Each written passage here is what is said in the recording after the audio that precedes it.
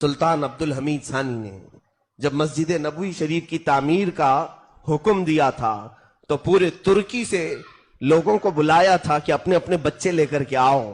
جو بھی بچے پیدا ہوئے 1 دن کے 2 دن کے وہ سب لے کر کے لوگ حاضر ہوئے. 500 بچے جمع ہوئے.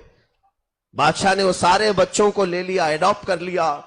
مدینے سے کچھ دور ایک بستی بسائی جو جنگل میں تھی, آس پاس کوئی شہر بھی نہیں تھا.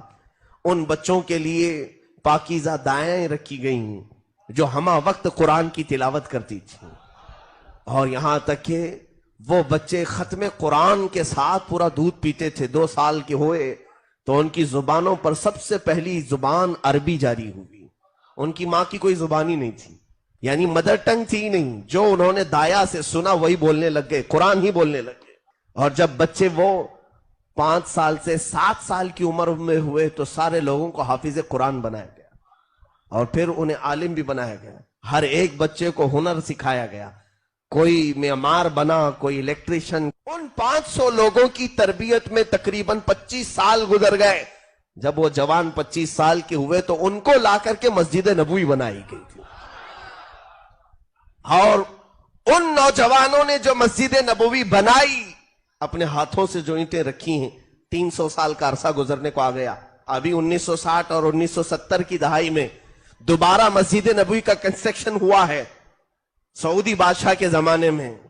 یہ جو ابھی آل چل رہی ہے انہی میں کا ایک بادشاہ تھا جس نے توسیع کی اور بڑھایا ہے مسجد نبوی کو, بہت بنایا. لیکن جو اصل میرے آقا صلی اللہ علیہ وسلم کا حجرہ ہے, جہاں روضہ ہے اور جہاں پہلی 4 صفیں لگتی ہیں, یا ریاض الجنہ ہے, اس جگہ کو شہید کر کے نیا بنانا تھا, نیا پروجیکٹ تھا.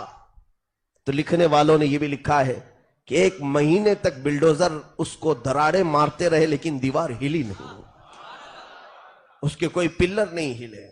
اسی لیے کہ میرے عزیزوں, ان بچوں نے جو ادب کا مظاہرہ میرے آقا کی بارگاہ میں پیش کیا تھا, اللہ اللہ, وہ اگر اینٹ بھی زیادہ ہوتی تو وہاں کاٹتے نہیں, 12 کلومیٹر دور لے جا کے کاٹتے تھے کہ اینٹ کے کاٹنے کی آواز سے میرے آقا کی بے ادبی نہ ہونے پائے.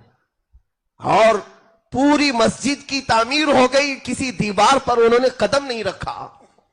ایک لکڑا اس طرح سے زمین پر گاڑتے تھے, اس لکڑے پر ایک پٹا باندھتے اور اپنی کمر میں ایک پٹا باندھتے اور لٹک کر کے مسجد نبوی کی دیواریں بڑھایا کرتے تھے. پیر نہیں رکھا. اور اس کام کی برکت یہ ہے کہ آج تک وہ دیواریں ویسی کی ویسی ہیں, میرے آقا نے اسے ویسی قبول کیا ہے. ساری چیزیں نہیں ہو گئیں لیکن مسجد نبوی کا وہ حصہ آج بھی وہی ہے جو ترکیوں نے بنایا تھا. حضور کا حجرہ وہی ہے, میرے آقا کی جالیاں وہی ہیں, جالیوں کا ایک لوہا بھی بدلا نہیں. آج تک وہاں لکھی ہوئی عبارتیں بھی وہی ہیں. اس لیے کہ یہ چیز ہوتی ہے میرے عزیزوں, جب بچے کی صحیح معنوں میں تربیت ہوتی ہے اور وہ جوان اپنی تربیت کے انداز میں آ کر کوئی کام کرتا ہے تو مولا اس کام کو سدا قائم رکھ لیتا ہے.